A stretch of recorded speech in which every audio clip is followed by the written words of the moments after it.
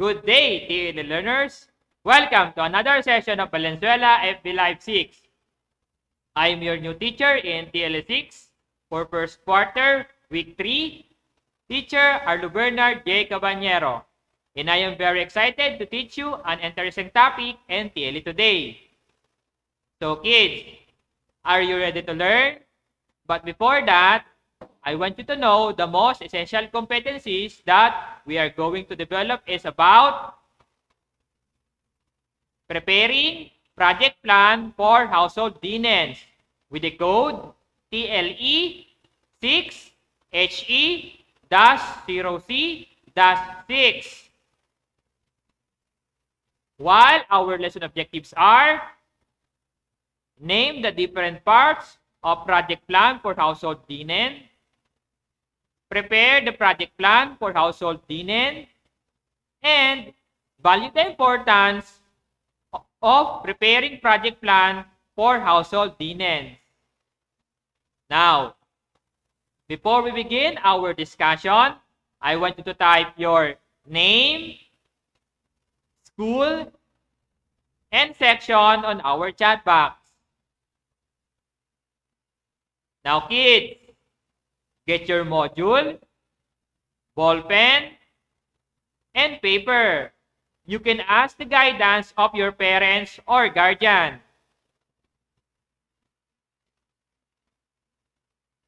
First, we're going to have a short review of our last lesson you had in TL6 entitled Classifies Tools and Materials According to Their Use,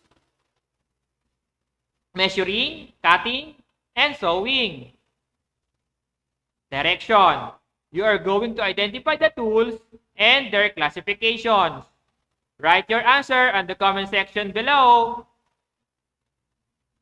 Let's start. Can you name these tools?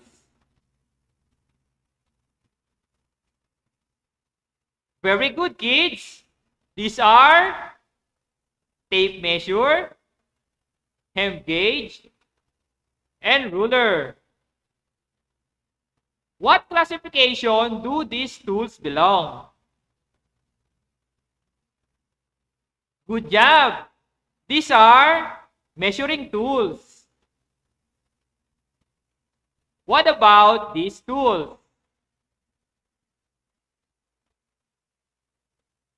Great! These are dressmaking shears, thread clippers, and seam ripper.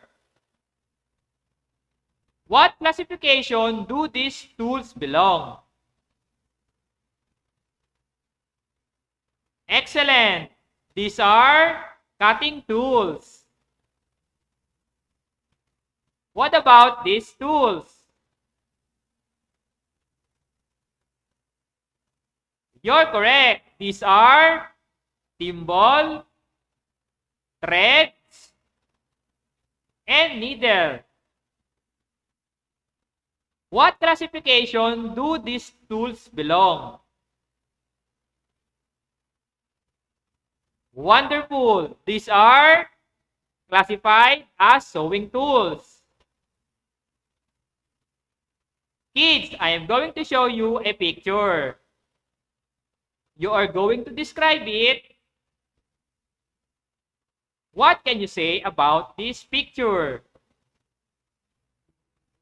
Yes, it is a pillow. What have you observed? Very good. The pillow was properly sewed. Why do you think the pillow was properly sewed? Yes, because the sewer used and followed the pattern in the project plan correctly.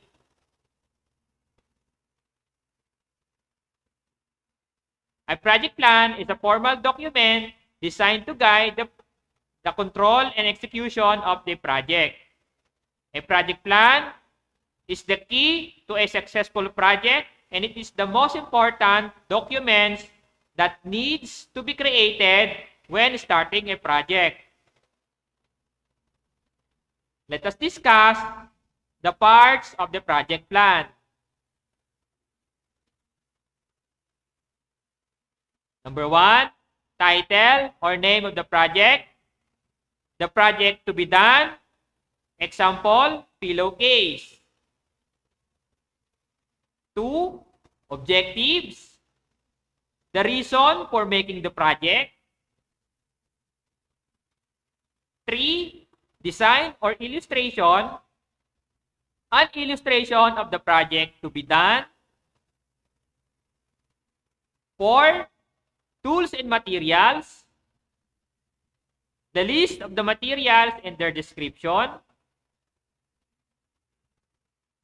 5, procedure, steps in making the project, accompanied by illustration for clarity and understanding.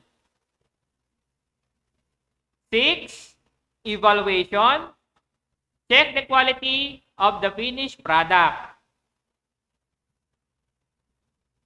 Let us proceed to the guidelines to consider in preparing for sewing project.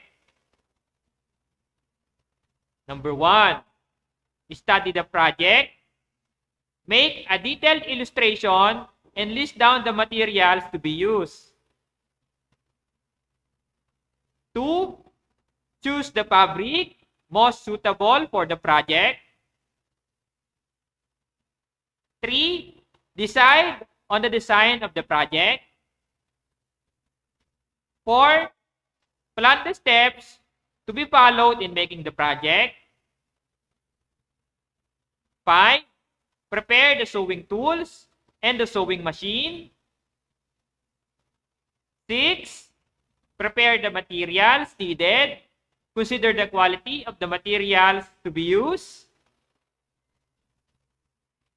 Now, I have an example of the project plan. Let us learn together by watching this video.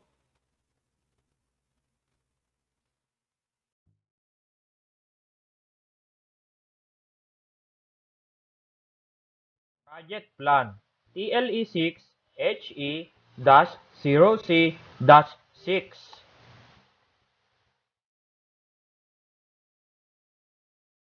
Number 1, name of the project, throw pillowcase. Date start, September 29, 2021. Date will be finished, October 6, 2021. Number 2, objectives. Under objectives, number 1, to practice the skills in sewing. Number 2, to follow a pattern accurately. 3, to follow instructions in sewing a pillowcase to produce one based on the approved design.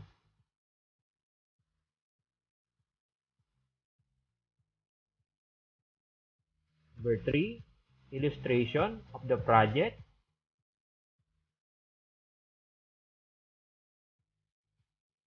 4, materials, tools, and equipment. Letter A, tools and equipment like sewing machine, scissors, flat iron and ironing board, ruler, thimble, table, pin and pin cushion, fabric.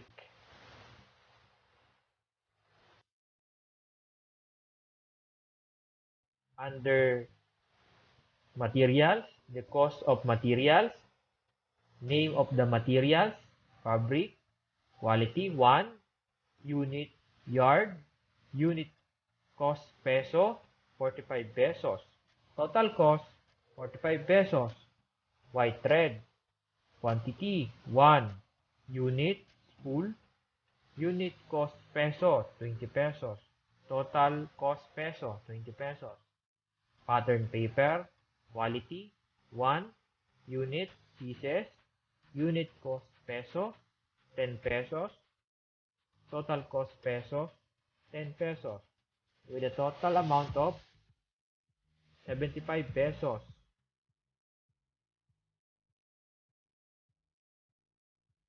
Number 5, procedure. Under procedure, number 1, cut the desired size of pillowcase. Then, number 2, make a 3 cm hem on the end with selvage. Pin in base, then sew. Remove the basting stitches. 3. Make a French seam. Repeat step 3 to make the French seam on the short side of the pillowcase.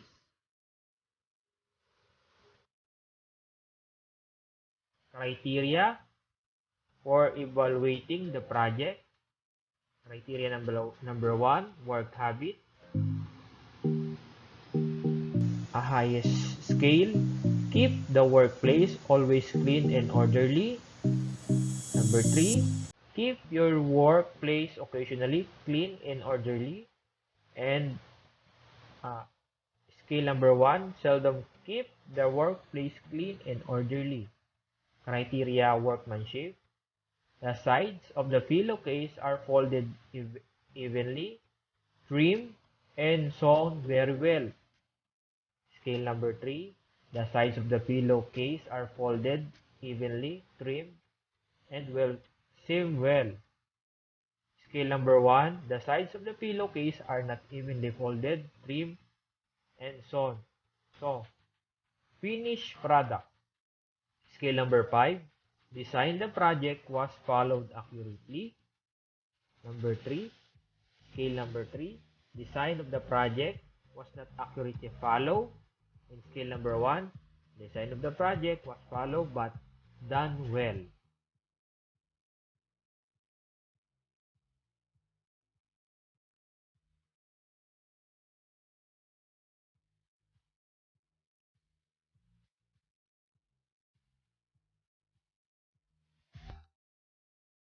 I am happy, kids, that you learned a lot from our lesson today. Let us have our first activity. Click the happy face if the statement is true, and sad face if it is false. Type your answer on the comment section below. Let us begin with number 1.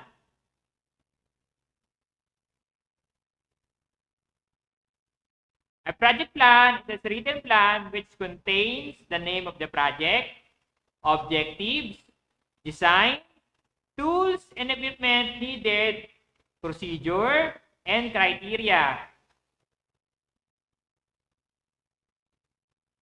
The answer, happy face. 2. Planning can add confusion in accomplishing the project.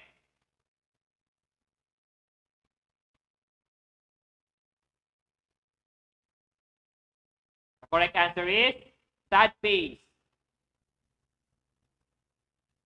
3. One can observe an illustration to visualize the output of the project.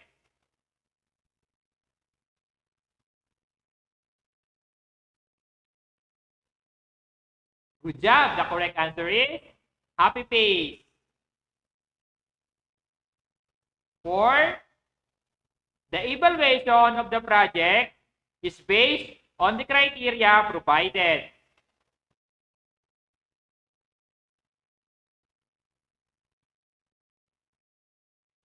The correct answer is happy face. And last, a project plan can be done after doing the project.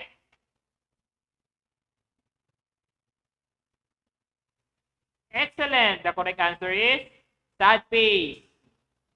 Very good, kids. You did an amazing job. Now, let's have our second activity.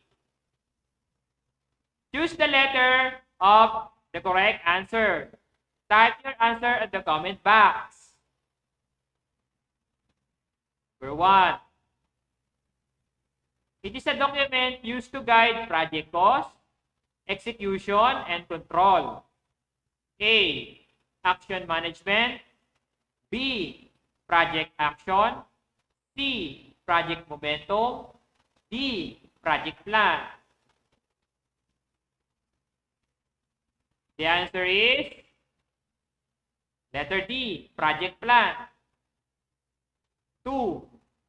In making a project, we need to make the project plan to A, save energy, B, waste of time, C, have a mistake, D, serve as guide and make the work easier and faster. The answer is letter D, serve as guide and make the work easier and faster. 3. Which of the following is not a part of a project plan? A, evaluation, B, materials, C, objectives, D, test.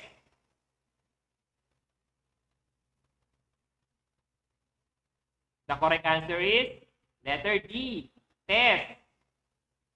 Number 4. Which of the part of the project plan consists a set of criteria with the questions to be answered by the pupils, parents, and teachers? A, evaluation, B, materials, C, objectives, D, name of the project. The correct answer is letter A, evaluation. 5. The TLA students of Miss Cruz, after preparing their project plan, they followed the given guidelines of their teacher. What is the importance of this? A, to make your project good. B, to make your project beautiful.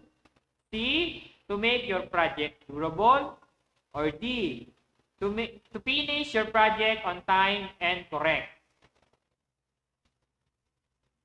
The answer is letter D, to finish your project on time and correct. Remember, study the project, make a detailed illustration, and list down the materials to be used.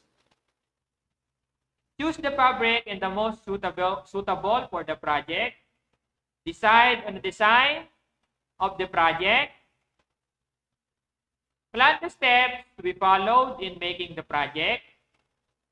Preparing the sewing tools and sewing machine. Prepare the materials needed. Consider the quality of the materials to be used.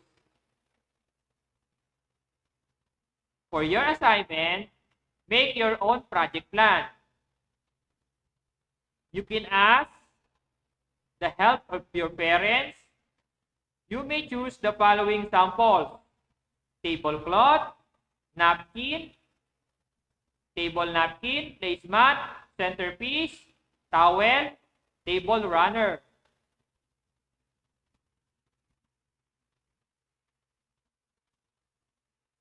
Now, it's time for our question and answer portion. Type your question on the comment section. I will give you 30 seconds. Let's have number 1 question from Hina of Santiago A. de Guzman Elementary School. Her question is, what is the purpose of the scorecard of rubrics in the project plan? Very good question, Hina. The purpose of the rubrics or scorecard in the project plan is to serve as the basis or criteria that must be met in making the project. For our last question, this question came from Abigail of PR San Diego Elementary School. What is the use of the guidelines in making a project plan? The use of the guidelines in making the project plan, from the word itself, is to guide or to give direction, just like what we learned earlier in this lesson.